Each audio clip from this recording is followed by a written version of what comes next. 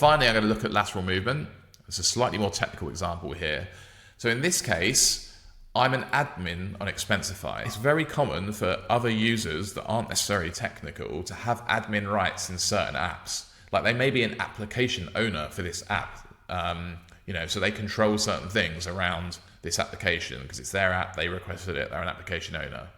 And as part of that, IT may have set up SAML for them to authenticate Okta as a security requirement at some point. But in this case, our user, although they're not an Okta admin, they've got admin rights in here and they can change the SAML configuration in Expensify. Now, the way that SAML works is it basically just redirects you to a different URL during the login process. And then, and there's various other protocol aspects that enable it to work legitimately. So in this case, in this XML config, it's set to redirect to my legit Okta tenant.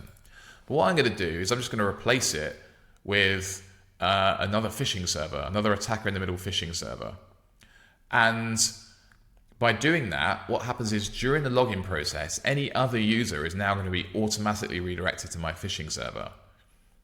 Now that's really powerful because this then no longer requires phishing links. This becomes a watering hole attack. So I'm going to show you now. If I click Expensify from the legit Okta instance, it's going to go to legit Expensify, ask me to confirm my email, and then it's going to take me straight to, you can see the malicious domain up there.